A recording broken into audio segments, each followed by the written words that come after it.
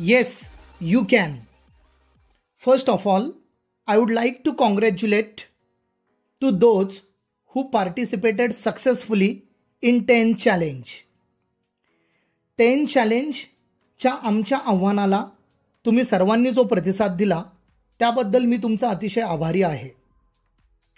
4 November पर्यंत comment बॉक्समध्ये ज्यांनी मी विचारलेल्या प्रश्नांची उत्तरे दिलेली आहेत त्या सर्वांची नावे तुम्ही स्क्रीनवर पाहू शकता. तुम्हा सर्वांचे अभिनंदन. मला खात्री आहे याही पुढे जे वेगवेगळे मी चॅलेंज देईल ते तुम्ही सक्सेसफुली ॲक्सेप्ट करणारच आहात. यापूर्वीच्या व्हिडिओमध्ये आपण 10 चॅलेंज हे 4 पार्टमध्ये पाहिले. 4ही पार्टमध्ये मिळून आपण एकूण 12 टेन्स शिकलो. आता या व्हिडिओमध्ये आपल्याला एकच एक्झाम्पल 12ही टेन्समध्ये कसं कन्वर्ट करता येईल हे आपल्याला समजून घ्यायचे आहे. थोडक्यात एकाच उदाहरणाचे वेगवेगळ्या टेन्समध्ये रूपांतर कसे करायचे हे आपण पाहणार आहोत. So first simple present tense. यामध्ये तुम्हाला माहित आहे first form of main verb. Example they sell the fruits. या एक्झाम्पलमध्ये they subject sell verb. Sell या वर्बचे पहिले रूप आहे म्हणून येथे सिंपल प्रेझेंट टेन्स आहे. याचा मराठीत अर्थ आहे ते फळे विकतात. याचा simple past tense they sold the fruits. Second form of main verb सेलचं सोल्ड होईल. मराठीत त्यांनी फळे विकली. सिंपल फ्युचर टेन्स साधा भविष्यकाळ. यामध्ये shall or will plus first form of main verb वापरतात. Example they will sell the fruits. मराठीत ते फळे विकतील. Present continuous tense. याचा फॉर्म्युला आहे एम इज आर पैकी एक plus present participle. Present continuous टेन्समध्ये या एक्झाम्पलचे रूपांतर करूया. They are selling the fruits. They अनेक वचन आहे म्हणून आर आणि सेलचं प्रेझेंट पार्टिसिपल सेलिंग. मराठीत ते फळे विकत आहेत म्हणजे क्रिया चालू आहे. नेक्स्ट पास्ट कंटिन्युअस टेन्स अपूर्ण भूतकाळ. फॉर्म्युला आहे वॉज किंवा वेअर पैकी एक आणि present participle. Example they were selling the fruits. They नंतर वेअर येईल कारण सब्जेक्ट अनेक वचनी आहे आणि सेलचं प्रेझेंट पार्टिसिपल सेलिंग. मराठीत ते फळे विकत होते. नेक्स्ट फ्युचर कंटिन्युअस टेन्स अपूर्ण भविष्यकाळ. Formula shall or will plus be plus present participle. Example they will be selling the fruits. मराठीत ते फळे विकत असतील. Next present perfect tense.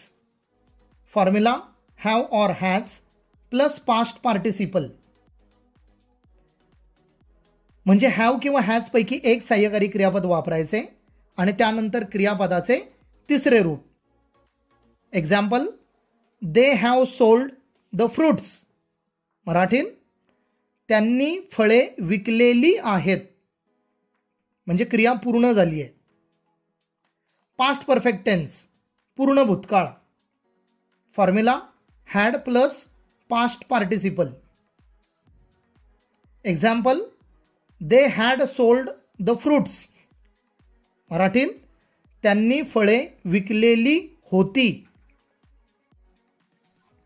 Next future perfect tense पूर्ण भविष्यकाळ. Formula shall or will plus have plus past participle. Example they will have sold the fruits. मराठीत त्यांनी फळे विकलेली असतील. म्हणजे परफेक्ट टेन्समध्ये पास्ट पार्टिसिपल हे कॉमन आहे, तुम्ही चेक करा एक्झाम्पल. आणि कंटिन्युअस टेन्समध्ये प्रेझेंट पार्टिसिपल हे कॉमन आहे. बदल फक्त सहाय्यकारी क्रियापदांमध्ये होतो. Next, present perfect continuous tense म्हणजेच प्रेझेंट परफेक्ट प्रोग्रेसिव्ह टेन्स, पूर्ण अपूर्ण वर्तमान काळ. Formula have or has plus been plus present participle. Example, they have been selling the fruits. मराठीत ते फळे विकत आलेले आहेत. क्रिया भूतकाळात सुरू झाली आहे आणि वर्तमान काळात चालूच आहे. Next, past perfect progressive tense किंवा पास्ट परफेक्ट कंटिन्युअस टेन्स, पूर्ण अपूर्ण भूतकाळ. Formula had plus been plus present participle. Example, they had been selling the fruits. मराठीत ते फळे विकत आलेले होते. Now last tense, future perfect progressive tense और you may call it future perfect continuous tense, पूर्ण अपूर्ण भविष्यकाळ. फॉर्म्युला आहे शाल और will plus have plus been plus present participle. Example, they will have been selling the fruits. ते फळे विकत आलेले असतील. या 12 टेन्सच्या एक्झाम्पलवरून तुमच्या लक्षात आले असेल की टेन्सच्या फॉर्म्युल्यानुसार वाक्य कसे बदलते. आपण अजून एक एक्झाम्पल पाहूया. Simple present tense, he cuts the grass. मराठीत तो गवत कापतो. येथे कट या व्हर्बला एस प्रत्यय लागलेला आहे, कारण सिंपल प्रेझेंट टेन्समध्ये ही शी इट किंवा थर्ड पर्सन सिंग्युलर नाउन जर असेल तर त्यानंतर व्हर्बला एस किंवा एस प्रत्यय लागतोच. इतर वेळेला तो लागत नाही. याचा simple past tense, he cut the grass. त्याने गवत कापले. Past tense second form of main verb use करतात, पण कटचे दुसरे रूप कट हेच आहे. येथे कोणताही बदल होणार नाही. सिंपल फ्युचर टेन्स, शाल और will plus first form of main verb. He will cut the grass. मराठीत तो गवत कापेल. Present continuous tense, he is cutting the grass. तो गवत कापत आहे. Past continuous tense, he was cutting the grass. तो गवत कापत होता. Future continuous tense, he will be cutting the grass. तो गवत कापत असेल. Present perfect tense, he has cut the grass. त्याने गवत कापलेले आहे. Past perfect tense, he had cut the grass. त्याने गवत कापलेले होते. Future perfect tense, he will have cut the grass. त्याने गवत कापलेले असेल. Present perfect progressive tense, he has been cutting the grass. तो गवत कापत आलेला असेल. Past perfect progressive tense, he had been cutting the grass. तो गवत कापत आलेला होता.